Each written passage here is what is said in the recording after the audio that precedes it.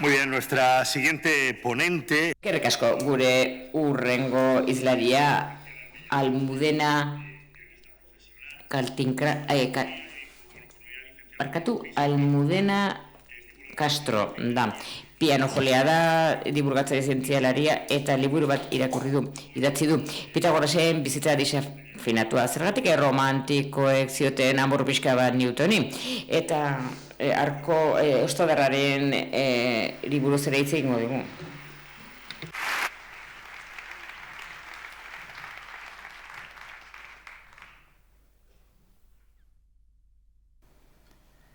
¿Acaso no vuelan todos los encantos?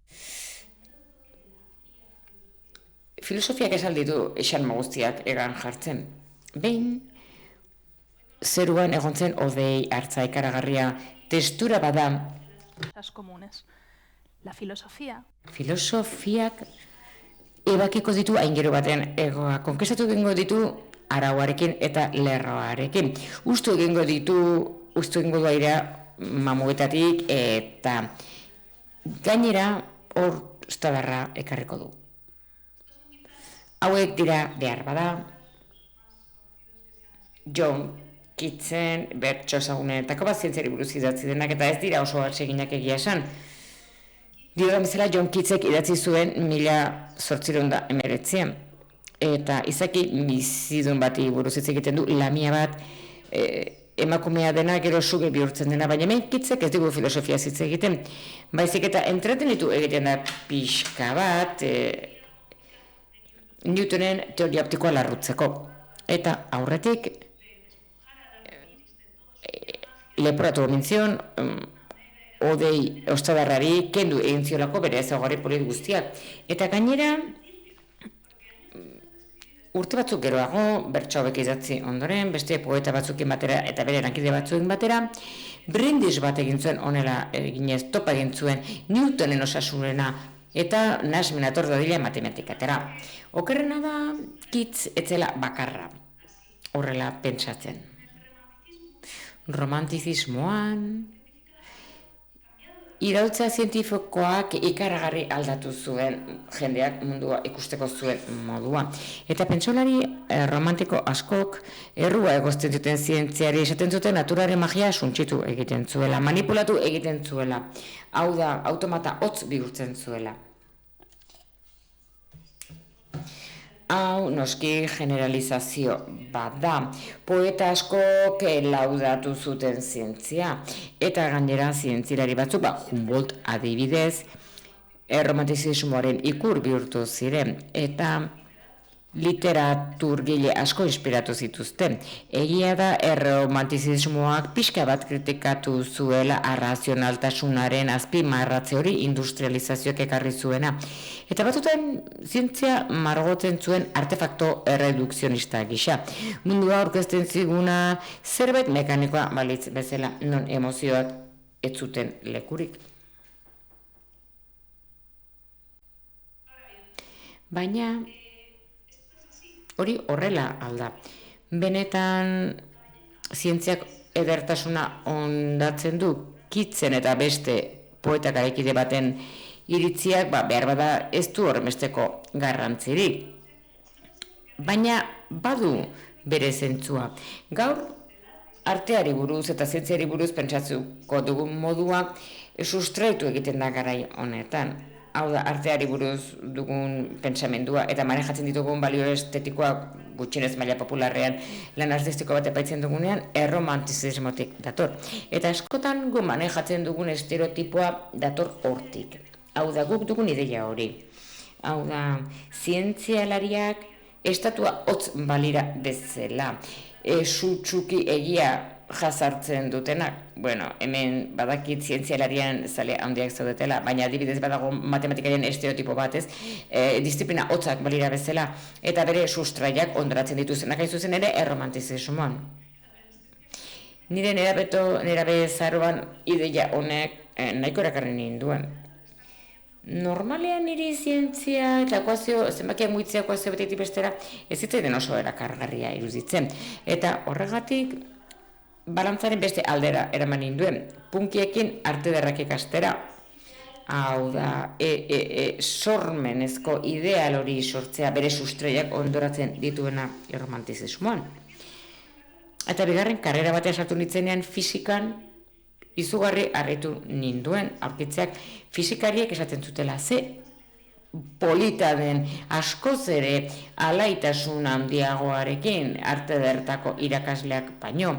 Emozio hori ezagutzen zuten edertasuna.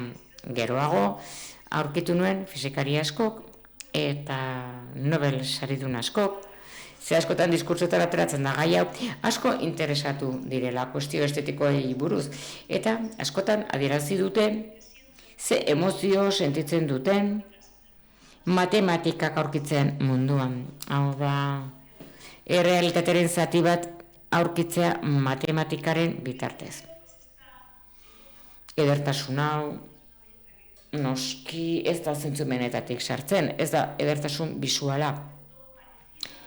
Behar bada ez da edertasun hori erromantizismoko poetak inspiratu zituena. Edertasunak zerikusi handiagoa du patroiekin, simetriekin, normalean bakuna izaten da eta boterea azaltzaile handia izaten du. Hau da, gauzak enkajarazten ditu, harmonia bat egon dadin. Badakizu, zure etxean zaudenean, eta lehenengoa sartzen duzunean USB-ak ze gustu ematen dizun horrak. Baloko zerbait. Hola, bapatean, puzlearen pieza asko dituzunean, eta denak enkajatu egiten dutenean modu harmoniko batean. Edertasun hori, segurenez, emango askorentzat, ez zaie arrotza egingo, baina ni orain etorri naiz kontra egitea. Nik uste dut ostadarra naiz eta kitzek esan eta ikuspegi zientifiko batetik oraindik ere bere gaitasun poetikoa duela, bere evokazio gaitasuna. Kitzi deitzen saiatu naiz, baina esan zidan 150 urte zeramala hildak bere idazkariak. Beraz, zuek jasan barko duzuen irazalpena, baina oso modu laburtuan esango dizuet nola funtzionatzen duen ostadarra. Eta nahi dut zuek pentsatzea nahi, ea poesia ere ezote dagoen deskribapen honetan matematikatik harago eta patroietatik haratago. Zer da ostadarra? Descartesek deskribatu zuen 17. mendean. Descartek esan zuen eguzkiaren argia nola islatzen den urtanta bakoitzean. Eguzkiaren argia paralelo iristen dira. Euri tanta gortina batera, islatu egiten dira tantaren barruan, eta islatzen dira, baina beti desbideratze angelu berdinari jarraituz. 42 gradu. Eta 42 graduetan sakabanatu egiten dira bere kolore guztiak. Hau gertatzen da tanta guztiekin, altuera guztietan eta ez plano bakarrean. Hau simplifikazio bada. Hau da, zirkulo bat gertatzen da tanta bakoitzeko. Guk urrutitik behatzen dugunean, ostadar bat ikusten dugun bakoitzean, eguzkia atzean izango duzue, zuen itzala izango duzue oinetan. Eguzkiaren izpi horiek tantetan jo egiten dute eta zuen begiak bakar batzuk ikusten ditut. Zer tanta ikusten ditu? 42 graduen inguruan daudenak zure begiaren inguruan. Hau da, hain zuzen ere angelu hori eratzen dutenak. Ez da gainerako tantak ez dituztelako beste koloreak islatzen. Ez, zuen begia iragazki antzeko bada. Hau da, kolore harrapatzaile bat.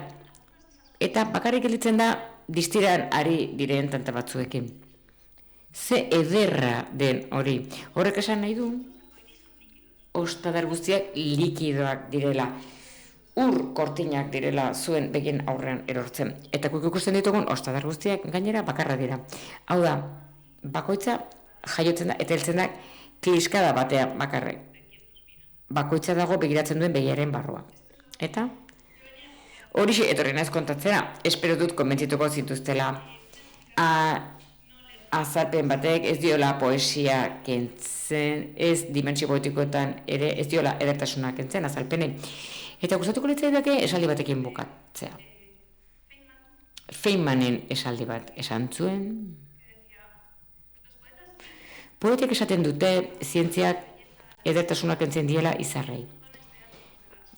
gas atomo gutxiago dira, baina ez da horrela. Nik ere ikusi ditzaket izarrak gau argitsuan, baina gutxiago ikusten dut edo gehiago. Hau da, zeruen zabaltasuna nire irudimenetik harago doa, nire begiak milioika urteko argia harrapa dezake. Misterio hori ez dio kalte egiten, zerbait jakitea berari buruz askoz ere ederragoa baita, iraganeko edozein artistak imaginatu baino. Eskerrik asko. Jo, hartu dezu